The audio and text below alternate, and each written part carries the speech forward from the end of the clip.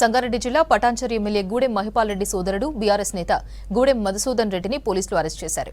అక్రమ మైనింగ్ కేసులో అదుపులోకి తీసుకున్నారు పోలీసులు. Santosh sand and granites company Patancheru మండలం లక్డారం గ్రామంలో పరిమితికి మించి మైనింగ్ చేసిందని తహసీల్దార్ పోలీసులకు ఫిర్యాదు చేశారు. దీంతో పలు సెక్షన్ల కింద కేసులు నమోదు చేసి అరెస్ట్ చేశారు. మధుసూదన్ రెడ్డి అరెస్టును మాజీ మంత్రి హరీష్ రావు, ఎమ్మెల్యే గూడెం మహిపాల్ రెడ్డి ఖండించారు. ప్రతిపక్షాలు లేకుండా చేసేందుకు ప్రభుత్వం బెదిరిస్తోందన్నారు. ఇలా కాంగ్రెస్ పాలన ఏంటంటే అక్రమ కేసులు బనాయించి ప్రతిపక్షాల మీద ఒత్తిడి పెట్టి కాంగ్రెస్ పార్టీలో చేర్చుకునే ప్రయత్నం చేస్తూ ఉన్నారు. ఎవరైనా పార్టీలో చేరమంటే వాళ్ళను రకరకాల వేధింపులకు గురి చేయడం, కేసులు పెట్టడం ఇవాళ కాంగ్రెస్ పార్టీ నైజంగా మారిపోయింది.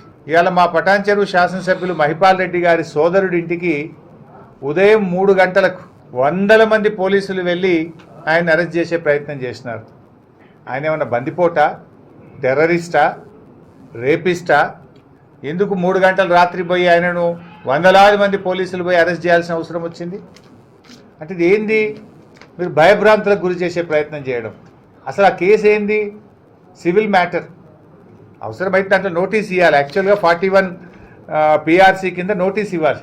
నోటీస్ ఇవ్వకుండా, ఎఫ్ఐఆర్ కాపీ ఇవ్వకుండా మబ్బుల 3 గంటలకు 100 మంది ఎస్ఐలు, సిఐలు, కానిస్టేబుల్లు వెళ్ళి ఇవాళ ఆయన అక్రమంగా అర్ధరాత్రి పూట అరెస్ట్ చేయాల్సిన అవసరం ఏమొచ్చింది అని మేము అడుగుతా ఉన్నాం.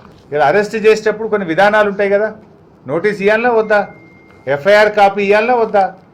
మబ్బుల 3 గంటలకు మీరు అరెస్ట్ చేస్తారు, 10 దాకా ఎఫ్ఐఆర్ కాపీ ఇయ్యరు అడిగితే ఇది ఎక్కడి విధానమో అని మేము అడుగుతా ఉన్నాం. నేను పోలీస్ అధికారులను కూడా కోరుతా ఉన్నా, ఏ ప్రభుత్వం కూడా శాశ్వతం కాదు.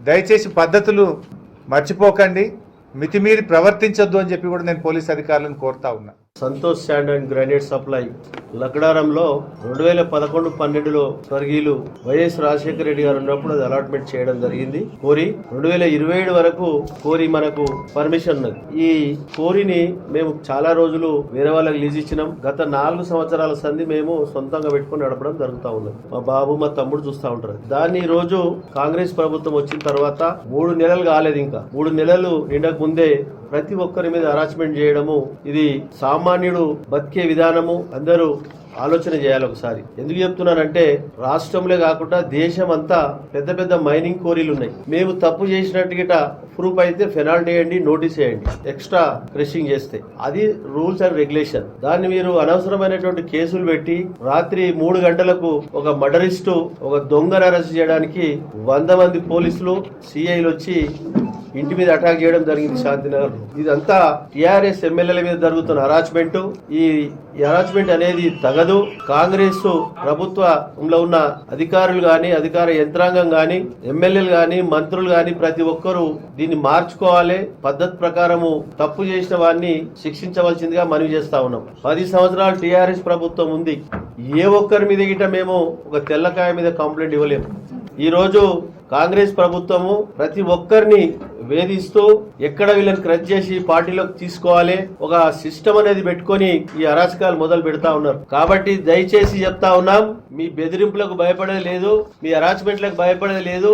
తప్పకుండా ప్రజా కోర్టులో నిలబెట్టి, కోర్టు కడిగర్లో నిలబెట్టి మీ సంగతి ఏందో తెలుస్తాం.